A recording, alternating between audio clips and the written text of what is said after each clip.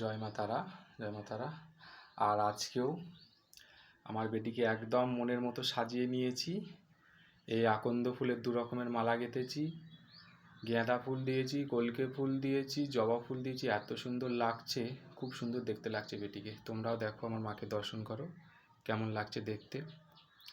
আকন্দ ফুল দিয়ে চুড়ি বানিয়ে দিয়েছি। অবশ্যই চুড়িগুলো একটু বড় বড় ঝুলে ঝুলে গেছে। তো এটা নিয়ে অনেকক্ষণ ধরে করেছি, অনেকক্ষণ সকাল 6টা দিয়ে 8টা পর্যন্ত। আর এখন কটা বাজছে, এখনও এই পুজো সবে শেষ হলো, তাই ভাবলাম একটু ভিডিওটা করি। আর ওই যে কানে দুটো জবা ফুলগুলো গুঁজে দিয়েছি, তাই জন্যই আমি এনার নাম দিয়েছি আমার জবা ফুলের দেবী। আর এই যে এখানে আছে আমার মা মনসা, এনাকেও দিয়েছি আকন্দ ফুলের মালা। আর এনাদের চাদরটা পেতে দিয়েছি, ড্রেস পরিয়ে দিয়েছি আজকে, খুব সুন্দর লাগছে। আর ওই যে ওখানে আমার অরণ্যবাবু আছে, এখানে আমার নারায়ণ ছিল, যে রাধা মাধব। আর এখানে আছে আমার হরিচাঁদ ঠাকুর আর শান্তি মাতা।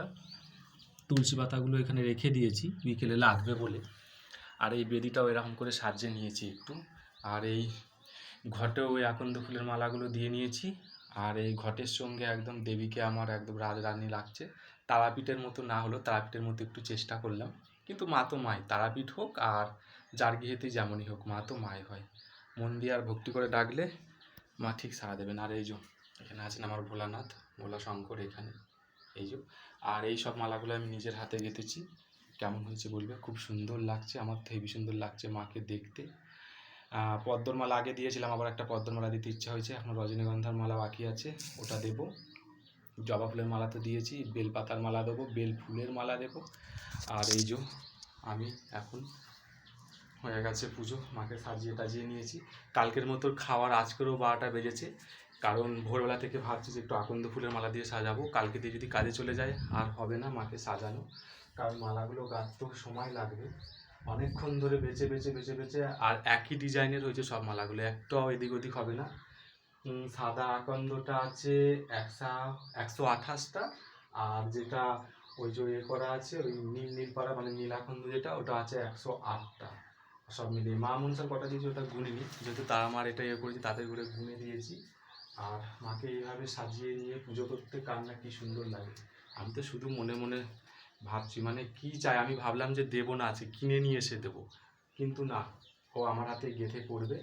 আর ওর কাজ করতে গেলেই আমার দেরি হয়ে যাবে। আর কালকে বলেছিলাম ওইখানে পায়রাগুলো আছে, বলেছিলাম না জ্বালিয়ে খেয়েছে, দেখাচ্ছি আমি।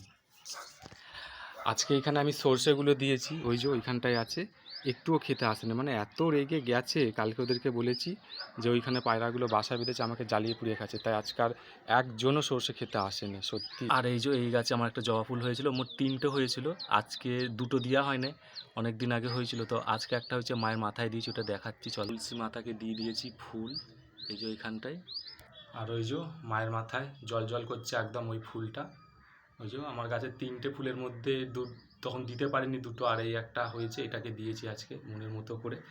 আর সবে আরতি শেষ করেছি, এই যে আরতির এগুলো আছে, এবার গুছিয়ে নেবো। এমনিতে এক জায়গায় যাওয়ার আছে আজকে, তাই তাড়াতাড়ি করছি। আবার যখন মাকে সাজাবো ভালো করে, আবার একটা ভিডিও নিয়ে আসবো। আর তোমরা বলবে কীরকম লাগছে আমার বড় মাকে।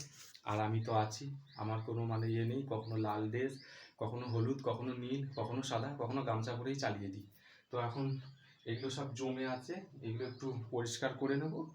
আর পরিষ্কার করে নিয়ে ঘরটা একটু গুছিয়ে দেবো। এবার মায়েদের একটু বিশ্রাম নেওয়ার সময় হয়েছে। এমনিতেই যা বড় মালা দিয়েছি, মারা বিশ্রাম নেবে, ভাববে কি যে কী মালা আমাকে দিয়েছে, পড়তে চেয়েছি বলে এরকম এত বড় মালা আমাকে ঝুলিয়ে দিয়েছে গলায়। তো কি করব, সাজতে চেয়েছে। উনি তো একজন পাগল, আরও কেউ ডবল পাগল হচ্ছি আমি। সাজতে চেয়েছে তো সাজাবো না, মনের মতো করে সাজিয়ে নিয়েছি। তো একটা জবা ফুলের মালা হলে খুবই ভালো হতো, কিন্তু ঠিক আছে, এটাই অনেক। জয় মা, জয় তারা মা।